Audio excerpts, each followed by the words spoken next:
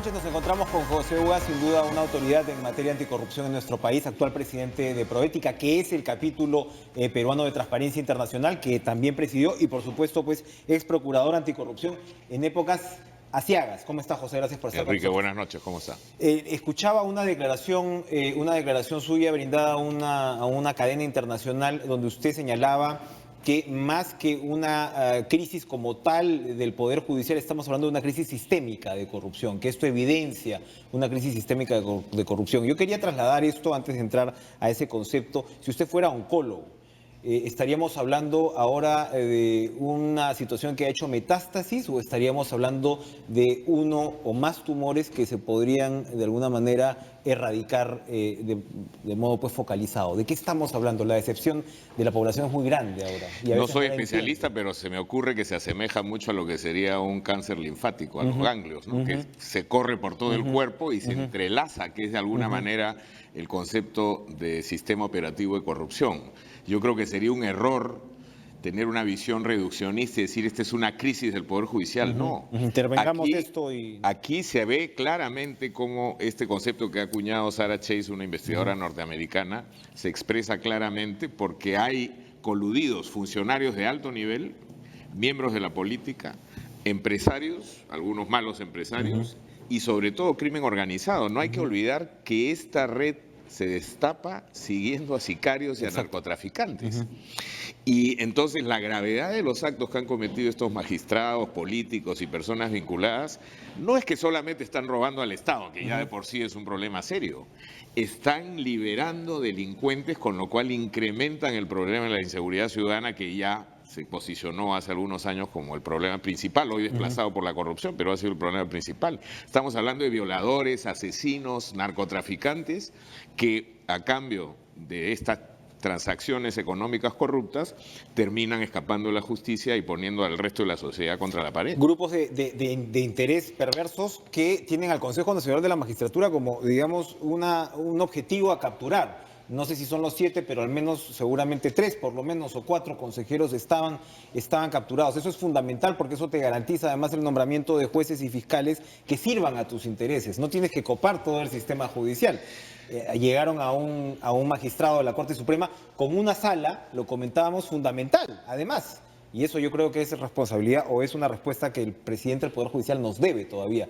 Ok, le pusieron a Inostroza Parechi, pero ¿por qué le da esta sala tan importante? Siendo el vocal más joven de la Corte Suprema en ese momento, por lo tanto no le correspondía ser presidente de una sala. Y no hay que olvidar tampoco, Enrique, que en los últimos 14 meses o 18 meses ha caído un fiscal de la Nación por vínculos con corrupción, ha caído un Contralor General de la República y el propio presidente de la República. Esto da cuenta de que algo se está descomponiendo en el centro de la estructura de este país.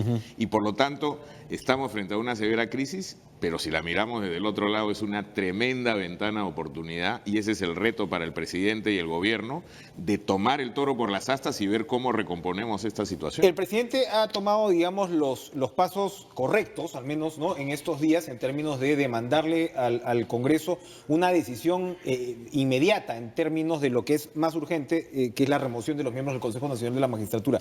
Yo vengo repitiendo en los últimos días, se me están corriendo los papeles, no sé qué pasa, vengo repitiendo en los últimos días que el Congreso en realidad no hizo nada frente a las múltiples denuncias sobre irregularidades en el CNM, que llevan por lo menos un año, y en los últimos meses con respecto a la OMPE y la vinculación con el CNM también se habían dado. El Congreso no reaccionó. Entonces, el presidente está ganando puntos digamos, ajochar al Parlamento de esta manera.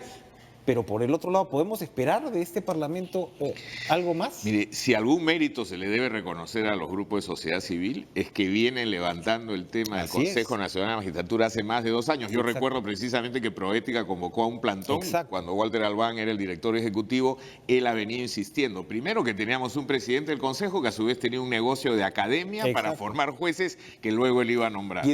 Guido Águila. Y dice, no, ese negocio ya se lo traspasé a mi mujer y por lo tanto no hay conflicto de interés. Había otro consejero que no le pagaba alimentos a su hijo. Iván Noguera. Que había otro tenía una gran faena ayer en el Congreso, ¿no? El personaje realmente increíble, ¿no?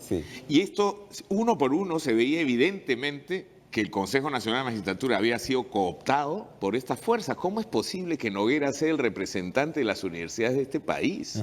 ¿No? ¿Y qué universidad representa y cómo es que llega a través de una serie de componentes? Representa a Telesub de José Luna, al cual se le acusa de influir directamente ahora mismo en la OMP. Cuya situación, ¿no?, en la OMP es una situación Entonces, gravísima y sin embargo el presidente de la OMP sigue sentado ahí. Ahí está el tema sistémico que es correcto. usted señala. Entonces, el concepto de sistema operativo de corrupción implica redes que se van interseccionando de todas estas áreas, altos funcionarios del Estado, malos empresarios, crimen organizado, por supuesto tenemos también del lado de la justicia, todos estos estamentos como el Consejo de la Magistratura, el Poder Judicial. Lo del Poder Judicial es un grito a voces, esto se sabe hace mucho tiempo y falta todavía el sector de abogados, digamos, que es lo que a mí me toca porque es la profesión que yo ejerzo, pero detrás de toda esta gente hay un conjunto de abogados que han venido funcionando y habría que revisar, por ejemplo, los fallos más importantes de estos magistrados para ver a quiénes han favorecido y quiénes están detrás de ellos, ¿no? ¿Cómo no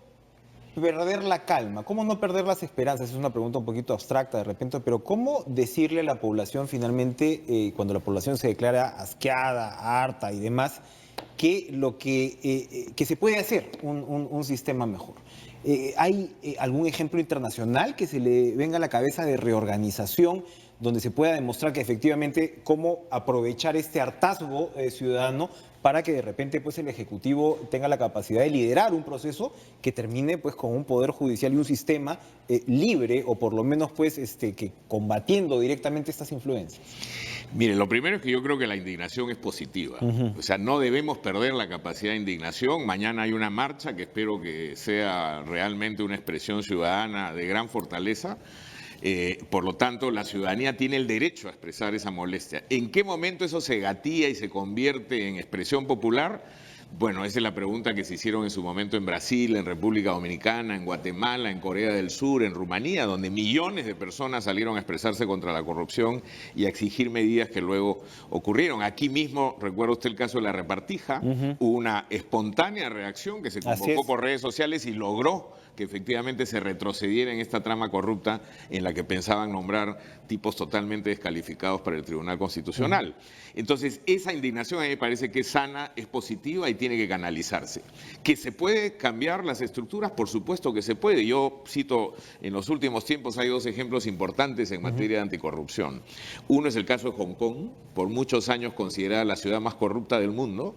Se creó ahí una autoridad independiente contra la corrupción, la ICAC, y los logros que ha tenido Hong Kong son simplemente increíbles. O sea, hoy día está considerado entre los países con menores tasas de corrupción en el índice de percepción de Transparencia Internacional. El otro caso es Botswana, un país del África que ha tenido por muchos años altísimos niveles de corrupción, con la precariedad que tienen muchos de los estados africanos, y hoy día, con un buen gobierno, ha logrado posicionarse como un país que ha reducido y es casi considerado uno de los milagros de estos tiempos en materia anticorrupción. Ahora, otra vez, es la oportunidad para Vizcarra. Usted mismo señalaba que hay quienes lo han, usted mismo se incluía, muchos seguramente nos incluimos, que había siempre el peligro de una presidencia débil. Vizcarra parece haber, o por lo menos estar volteando esa tortilla, asumiendo este liderazgo.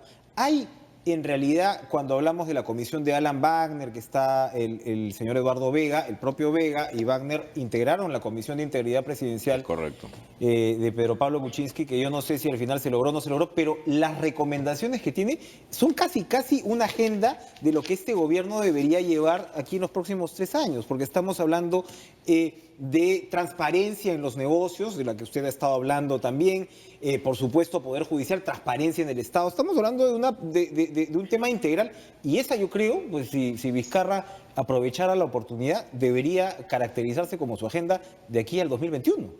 Mire, Vizcarra es un hombre honesto y viene precedido de una gestión exitosa en su región. Eso creo que lo posiciona como una persona a priori confiable para una gestión de este tipo. Lamentablemente, una vez que asumió la presidencia, se desdibujó en este intento por transar con todo el mundo, no pelearse con nadie, etcétera. Esta circunstancia lo ha posicionado como un presidente con visión y energía. Ojalá que la mantenga y que pueda llevar esto a un buen final. Efectivamente, la Comisión Presidencial de Integridad, en la que estuvo el embajador Wagner y estuvo el ex defensor del pueblo Eduardo Vega, preparó un documento con 100 propuestas. Esas 100 propuestas se le entregaron al presidente Kuczynski y el nivel de ejecución ha sido mínimo, empezando por la Autoridad de Transparencia y de Acceso a la Información, se creó una comisión especializada con gente que conocía el tema y propone crear esta autoridad con dientes. Bueno, le quitaron los dientes y pusieron la autoridad que hoy día tiene muchas limitaciones, aunque creo que hay una buena persona a cargo de ella. Y hay efectivamente en ese plan de 100 medidas un conjunto de temas que tocan elementos centrales que podrían contribuir a resolver esta crisis. Yo presumo que con el conocimiento que tiene el embajador Wagner y Vega de ese documento será también un elemento a retomar. A mí me hace recordar, y creo que somos un país de oportunidades perdidas, yo no sé si usted se acuerda, cuando cae Fujimori y Montesinos, el presidente Paniagua crea en ese momento la INA, la Iniciativa Nacional Anticorrupción, cuyo secretario general fue Santiago Pedral, lo hicieron en una comisión de 17 personas, si mal no recuerdo, muy plural, que hace un diagnóstico para responder a la pregunta cómo pudimos llegar a esta situación.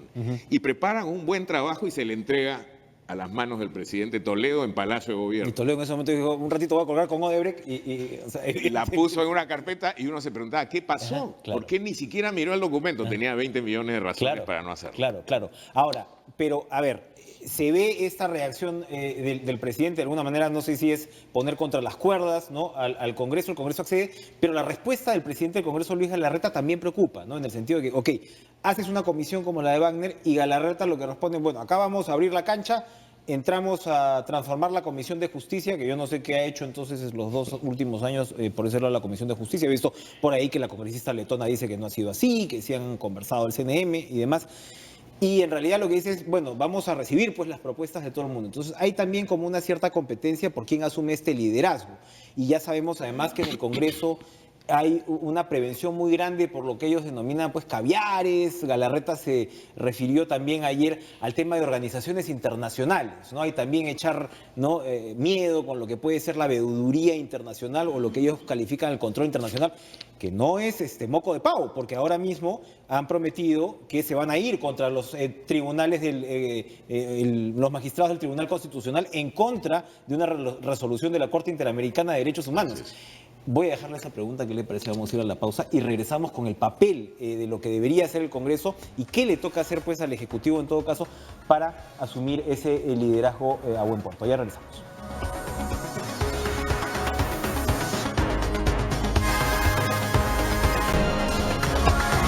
Estamos conversando con José Ugaz y entonces, José, antes de la pausa, lo que le preguntaba es, bueno, el Congreso, ¿qué podemos confiar en este Congreso del proceso que se viene en los próximos días? Yo creo que evidentemente el Consejo Nacional de la Magistratura van a terminar saliendo, pero cuando ya vamos más allá y poder llegar a algo realmente valedero, ¿qué se puede esperar? Yo creo que el Congreso tiene en este momento una oportunidad histórica para reivindicarse y reconciliarse con el pueblo. Si vemos los niveles de aceptación que tienen hoy día, están en el subsuelo. Y yo creo que tienen una tarea de muy corto plazo, que es la del viernes, destituir a esta gente y a tomar las medidas inmediatas correctivas. Pero luego de esta primera ola, yo presumo que habrá un encargo que desarrollará el gobierno y que se traducirá en un paquete de propuestas legislativas que vayan a constituirse en reformas de fondo que permitan salir de este entrampamiento, y ahí vamos a ver si tenemos un Congreso que está dispuesto a jugársela por el país, por una agenda vinculada al bien común y no por intereses partidarios, particularmente en la banca de mayoría, donde hemos visto que hay una resistencia permanente a entrar a temas fundamentales como es el del financiamiento de la política, por ejemplo, que es un tema que con esta coyuntura tendríamos que tomar frontalmente. Es parte de ese paquete. Definitivamente. El otro tiene que ver, ya sectorialmente hablando, por ejemplo, con el problema de quién controla a los magistrados y fiscales de este país. Tenemos la OCMA, que es una estructura totalmente obsoleta, que no tiene la capacidad necesaria para, digamos, disciplinar, investigar y controlar estos actos de corrupción al interior del sistema. La OCMA es un sistema reactivo, solamente funciona cuando el EMAI presenta una denuncia, pero no hace operativos de inteligencia, no hace auditorías en las Cortes. Cuando César San Martín, el vocal, fue presidente de la Corte Suprema, una de las primeras medidas, recuerdo que publicó, fue intervenir algunas cortes superiores, entre las cuales estaba la del Santa y la del Callao precisamente, porque se sabía, esto era un grito a voces, de que existían estos problemas, y fue bloqueado por su propia gente.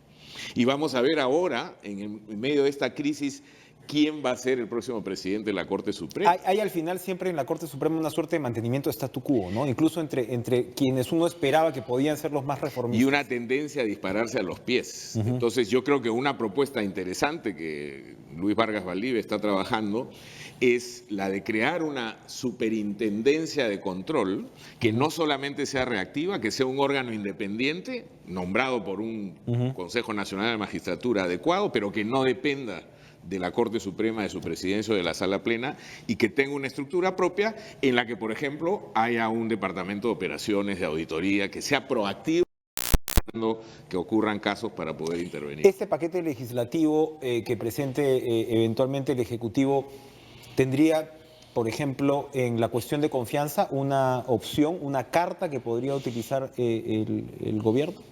Mire, los tiempos no están para acciones tibias. Y si efectivamente el Congreso de la República no está dispuesto a hacer las reformas que salgan de este proceso, yo creo que la cuestión de confianza tiene que ser una opción que el gobierno, el Poder Ejecutivo debe tener en la mano, ¿no? Y yo, como usted bien señala, confío en que este proceso de los 12 días terminará en 3 o 4 medidas urgentes, inmediatas de coyuntura, pero eso tiene que transformarse en un proceso profundo de entendimiento del problema y las reformas de fondo que se requieren. Proética ha convocado, por ejemplo, a 12 especialistas en materia judicial para que trabajen algunas propuestas que le alcanzaremos a la Comisión Wagner como un aporte, digamos, al trabajo de este grupo. Pero eso, repito, está muy focalizado en el tema de la justicia y el problema desborda totalmente el área judicial. Estamos por cambiar de mando en el Congreso. Todo indicaría, si los números pues, se imponen, que Fuerza Popular va a seguir adelante. Uno de sus emblemas, que como Héctor Becerril, no sé si emblema es la palabra, está seriamente comprometido en un problema de tráfico de influencias en el Consejo Nacional de la Magistratura. El Poder Judicial ha sido criticado, el presidente del Poder Judicial, Duverly Rodríguez, porque un asesor suyo, en fin, que era conocido pues entre los círculos periodísticos, también lo ha comprometido. El Congreso tiene su propia dinámica. ¿El presidente del Poder Judicial debería seguir al frente de este? Mire, él ya dijo que asume su responsabilidad política. La consecuencia inmediata de eso, esto no puede ser voy a seguir al mando del barco. El otro tema preocupante, dejando a salvo la honorabilidad del señor Duverly Rodríguez, que yo no tengo elementos para dudar de ella, pero él preside la Comisión Nacional Anticorrupción, y por lo tanto la Comisión de Alto Nivel contra la Corrupción, y ya en este marasmo de cuestionamientos, por ejemplo, es un tema que es mucho más delicado y que respecto del cual sí creo que debería tomar una decisión inmediata. Pero volviendo al tema del Congreso, es curioso que hace unos días atrás fue Becerril precisamente el que dijo Yesenia Ponce ya no tiene salvación, después de que se resistieron por meses encubriendo a esta señora que era notoriamente una falsificadora. Finalmente la sueltan. Yo creo que ahora la bancada de mayoría respecto de Becerril debería decir exactamente lo mismo. Becerril ya no tiene opción, está clarísimo que se ha reunido y ha estado presionando para manipular el Consejo, y esto además en la relación con su esposa, en fin, creo que su situación es insalvable. Becerril llama pusilánime al presidente de la República por cambiar al ministro de Justicia en estas circunstancias. En fin, el ministro de Justicia aparece pues apoyando, vamos a ver cuál era el contexto de este apoyo, pero lo que hace es apoyar a Inostroza Pariachi en una casación que debilitaba el lavado de activos. Escandalosa y que había sido no solamente alertado esto por el propio Ministerio de Justicia. Entonces uno dice, ¿qué hace el sucesor, ¿no?, de esa ministra o de ese ministro reactivando un tema como este desde el Congreso? Sino también la Corte Suprema, los mismos compañeros, digamos, de Inostroza habían enmendado la plana. A lo que voy es muy importante que sea nombrado un ministro de Justicia para los tiempos que se vienen, ¿no? En esta coyuntura es clave, porque va a ser el interlocutor con los otros poderes del Estado precisamente para impulsar esta reforma. Digamos, el presidente tiene, y creo que lo está haciendo, que tomar ese liderazgo, pero el operativo en este caso es el ministro de Justicia. Si estamos hablando de reformas legislativas, de modificación de estructuras del Estado, entonces es fundamental tener ahí a una persona fuera de toda duda, sin ninguna posibilidad de tacha por cuestionamiento alguno, y que tenga, por supuesto, la capacidad profesional y la cintura política como para poder hablar con las otras fuerzas y llevar adelante este proyecto que es complejo, es grande, pero puede ser una gran oportunidad para el país. Y para ir finalizando, usted se refería al tema de los abogados, que también por supuesto es un área que habrá que ver. La degradación de la carrera del abogado también contribuye a esta crisis, sin duda. Lo conversábamos incluso con el defensor del pueblo hace algunos días, y esto tiene relación directa con el tema de las universidades negocio. Así es. Porque cuando hablamos de sistema, también estamos hablando otra vez del señor Luna, en fin, hay otros, pero se han creado pues magnates, ¿no?, que se creen con derecho a influir en las instituciones democráticas, ¿no?, a comprarlas y a controlarlas incluso.